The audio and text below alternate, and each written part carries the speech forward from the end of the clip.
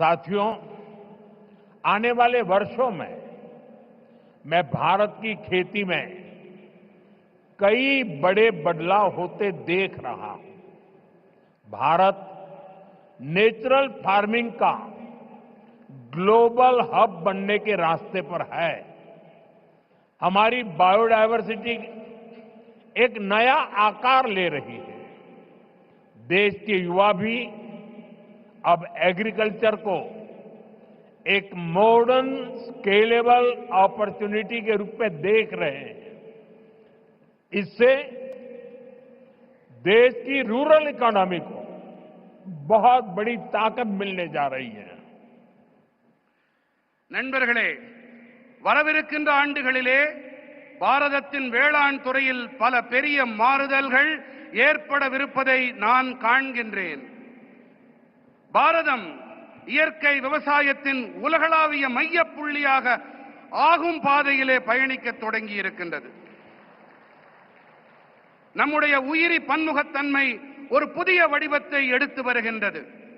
தேசத்தின் இளைஞர்களும் கூட இப்போது விவசாயத்தை நவீனமானதாகவும் அளவிடக்கூடிய சந்தர்ப்பமாகவும் காணத் தொடங்கி இருக்கின்றார்கள். முக்கியமாக இதனால் ஊரக பகுதி பொருளாதாரம் மேம்படும் என்பதை அறுதியிட்டு என்னால் சொல்ல முடியும்.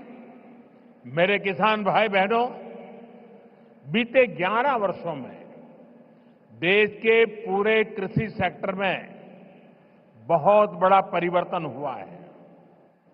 हमारा एग्रीकल्चरल एक्सपोर्ट करीब करीब 2 गुना हुआ है। खेती को आधुनिक बनाने के लिए सरकार ने किसानों को मदद देने का हर रास्ता खोला है. நண்பர்களே, கடந்த 11 ஆண்டுகளிலே தேசத்தின் ஒட்டுமொத்த வேளாண் துறையிலும் ஒரு மிகப்பெரிய மாற்றம் ஏற்பட்டிருக்கின்றது. நம்முடைய வேளாண் ஏற்றுமதி கிட்டத்தட்ட இரட்டிப்பாகி இருக்கிறது. விவசாயத்தை நவீனப்படுத்த அரசாங்கம் விவசாயிகளுக்கு உதவி புரிய தேவையான அனைத்து வழிகளையும் திறந்து விட்டிருக்கின்றது. किसान क्रेडिट कार्ड अकेले केसीसी से ही इस साल किसानों को 10 लाख करोड़ रुपए से ज्यादा की मदद दी गई है।